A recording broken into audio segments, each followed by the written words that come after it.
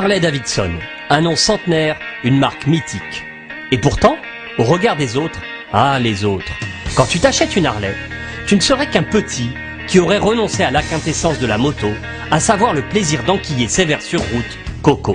Pour trouver réponse à cette curieuse discrimination, j'ai pris une belle Harley, 1584 Fat Bob, et je suis parti rouler, tout de noir vêtu, et en faisant bien la tronche, histoire d'être sûr de me faire plein de nouveaux copains pour nourrir cette thèse. Et j'ai d'abord roulé sur l'autoroute, pendant 800 km. J'ai vécu des moments inoubliables, bien au contact de la nature. Par exemple, tu vois le printemps qui refleurit. Et bien là, tu le prends en pleine poire, le printemps.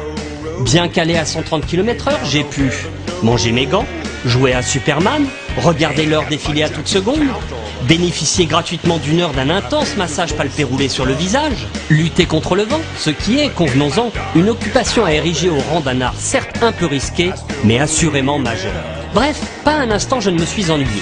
Tout au bout de ces 800 km, après Liverpool et 5 heures de ferry, il y avait l'île de Man.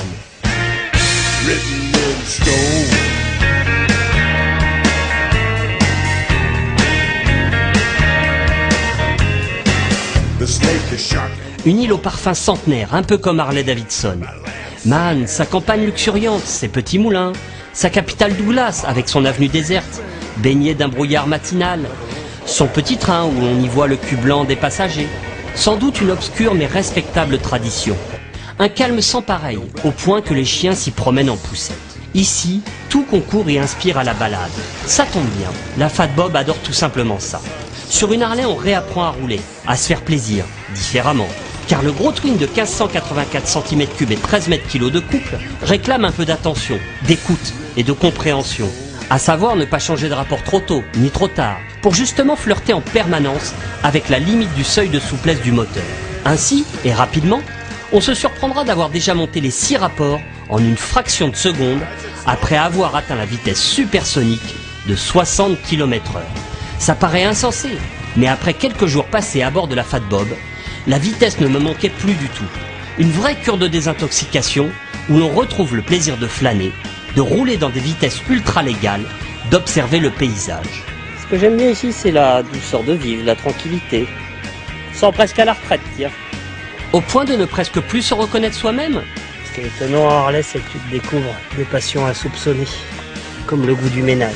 Eh ouais, quasiment. En revanche, à ces rythmes très cool, on regrettera la piètre qualité des suspensions arrière qui vous font jouer à saute-moton, ce qui est heureusement, mais seulement en partie, compensé par un moelleux de sel divin.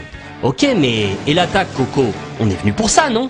Pour savoir si en Harley-Davidson, ce n'est jamais qu'elle qui t'emmène, ou parfois, elle te laisse piloter.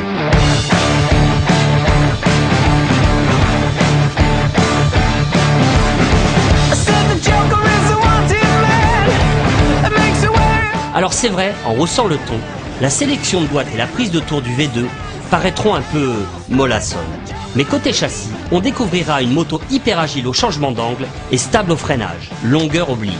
En jouant finement du frein arrière, on stabilisera les 305 kg de façon étonnante, en courbe, sur les bosses, et on resserrera une trajectoire un peu optimiste. On vérifiera l'authentique loi physique applicable à tous deux roues et qui veut que, passé 160 km/h, la moto, ça arrache les bras.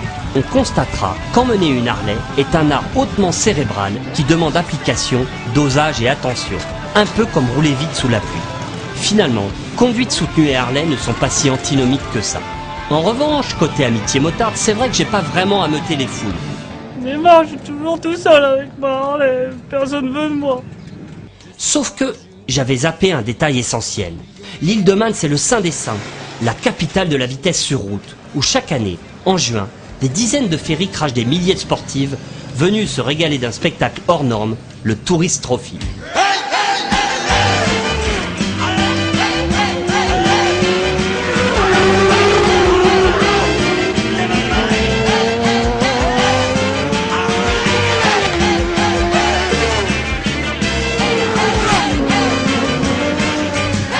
Le pays de sa glisse au pays du slick, là où les sportifs portent les stigmates de l'arsouille jusqu'au bout des pneus. Même les vieux Honda Camino 50 qui sont aux couleurs officielles du HRC, c'est dire.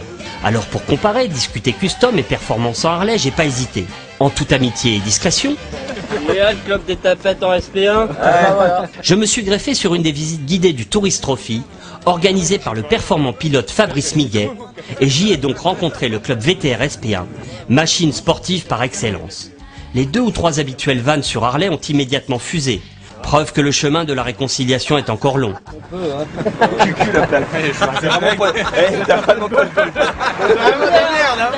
Ça rouille pas trop l'hiver, ça? Du bon acier. C'est du plastique. En même temps, les Lascars se sont rapidement trouvés à court de munitions. Il y a un truc qui est sûr, c'est que vu la vitesse à laquelle j'arrive, je freine plus tard que tout le monde. Ouais, on va se pousser comme Bien, bien. Il y a un peu de poids aussi, c'est clair. Au début, on est parti sur un petit rythme, balade, tranquille. Mais rapidement, derrière, on aurait dit qu'ils avaient déjà du mal à suivre. Pour preuve, ces élargissements de trajectoire un peu foireux. À Balave Bridge, j'étais déjà en tête, pour un saut de folie, malgré les 305 kilos de la FAT. Bon, ça vaut pas le saut énervé de Connor Cummins, mais regardez, là, sur le ralenti, ça décolle. Et puis moi, mon style, c'est plus Hutchinson. Tout dans l'amorti et le respect de la mécanique. Et puis est venue la part du chef, la montagne. Sens unique, aucune limitation de vitesse, le grand baston allait enfin commencer. Ça y est, c'est parti, c'est tendu dans le groupe. D'entrée, je fais l'extérieur à un bandit et leur colle watt longueur d'avance. Optimisation des trajectoires, confiance, maîtrise, la stabilité de la FAT me fait oublier que c'est un custom. Derrière, ça commence à sortir gentiment le genou, alors que moi je suis droit comme un hit.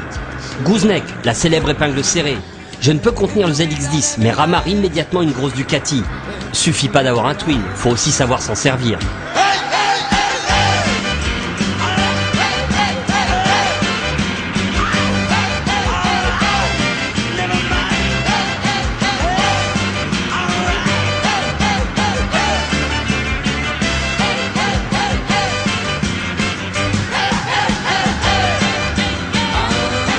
À mi-parcours, et hormis 4 ou 5 furieux partis devant, j'ai déjà une belle avance sur la moto.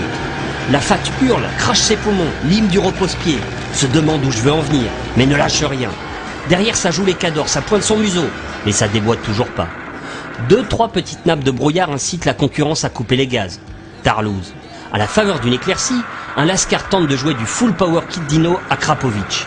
Un freinage et une entrée en courbe retardés plus tard, le gazier ravale sa salive sans moufter. Ok, il y a bien 2-3 énervés qui m'ont tordu, profitant lâchement de grands bouts droits. N'empêche, moi et ma FAT, on est les seuls à pouvoir se vanter d'avoir avalé la montagne à fond de 6. Moi et ma FAT, on n'a quasiment jamais touché au frein avant. Moi et ma FAT, on les a mis minables. Bon, conscient de ce que pouvait provoquer une telle révolution, qu'une Harley ait sa place au milieu d'un baston de sportive, on n'en a pas rajouté non plus lors de l'arrêt pipi suivant, histoire d'éviter le grand schisme. Tu pourrais me rembourser, moi j'avais demandé à un groupe confirmé, hein, pas débutant. Bah, moi je pensais que les gars du SP1 Club étaient. Ça tartinait, enfin moi. Allez s'entendre. Il bouchonnait là. Je sais qu'il n'y avait pas de Harley avec cette pneu pluie. Je sais qu'elle était où la Harley? Avec cette pneu pluie, elle roulait dans l'herbe. Combien tu veux pour pouvoir repartir? Moi je vous propose, on l'attache à l'arbre. Voilà. Drôle de slider. Mais quelque chose me dit qu'ils n'ont pas vraiment aimé. On est salut, hein.